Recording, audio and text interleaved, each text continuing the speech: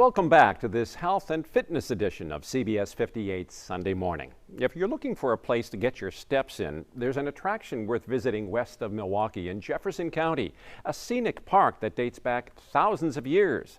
And as Michael Schlesinger discovered, is considered by many to be Wisconsin's first town. Our Sunday morning spotlight is shining on Aztalan State Park. What do you think when you see this?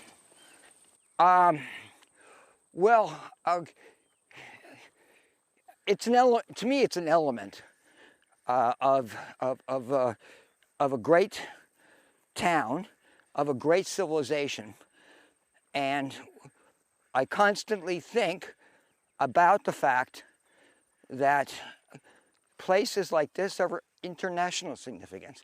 These are as important as Stonehenge and other sites like that. It's a step back in time. Aztalan State Park in Jefferson County, roughly between Johnson Creek and Lake Mills.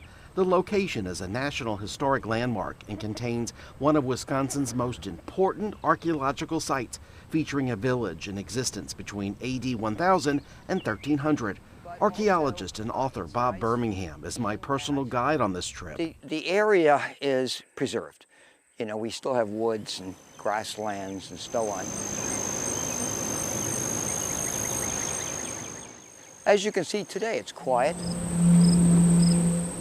So if you want a delightful afternoon of reflecting on ancient history, this is a great place to do it. For a long time, the belief was this was an Aztecan society from Central America, hence the name Aztalan. But then it was determined the settlers originated from a place not so far away. It takes you back 1,000 years to an era that is really less known. So the first city in what is now the United States was not St. Augustine or Boston or Philadelphia. It was established 1,000 years before that. And the city of Cahokia had tens of thousands of people, and they built huge earthen monuments. And they started a civilization, a society that expanded. And one place that it expanded to was southern Wisconsin when they built this town. Birmingham tells me these indigenous people who eventually settled here built large, flat-top pyramidal mounds. 3 of them remain on this 19-acre site. The mounds were built to support important people and important building, and to take these buildings and the people up to the principal deity, the sun, because they were the sun people. I want to just run up this thing. The temptation, Bob, is just to go right up. So go ahead, yeah. What every school class that we bring up here, it's like in their genes. They get up there and then they roll down.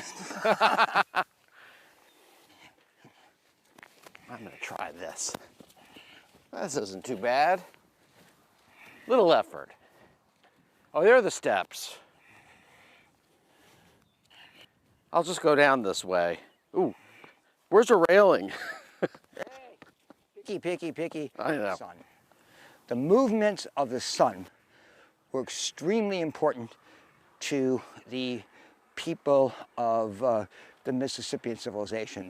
They spent a lot of time with that. And one of the reasons is that these were agricultural people. They grew corn. So I'm told only 20% of this area has been excavated. That means roughly 80% still left for new discoveries. So most of what you see here has not been excavated.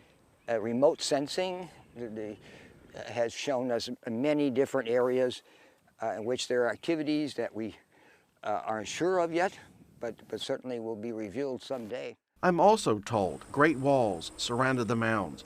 Fencing represents where some of the old structures stood. The Crawfish River, along with the Fish Dam, was a focal point for the ancient community. This river at this point is narrow and shallow. Other points of the river are either very wide or very deep, and you can't just take stones and build a wall. So this is one of the reasons that the native people made a town here. is because in spring, when there's very little other food, millions of fish come up the river spawning in spring, and they have just abundant food. The water, you can see it all the way down this way, and then you get to see all these amazing mounds and structures that have been here a very long time. I was not, being from Milwaukee, used to seeing things like this when I moved out to the countries, when I learned about such nice parks. Your feeling? It's an amazing park to come take a walk and just enjoy the outdoors. Pokey hunt. Yeah, it's totally something that I didn't realize was such a rich thing right in the middle of Wisconsin, and going all the way down to Missouri and up along the Mississippi. I didn't know anything about that, so it's very cool.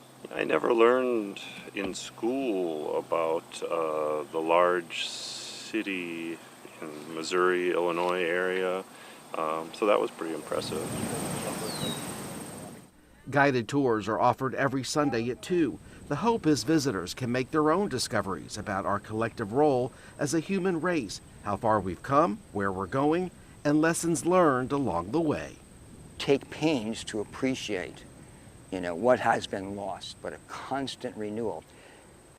Added to the fact that it was human beings' role in this scheme to keep the world going through ceremonies.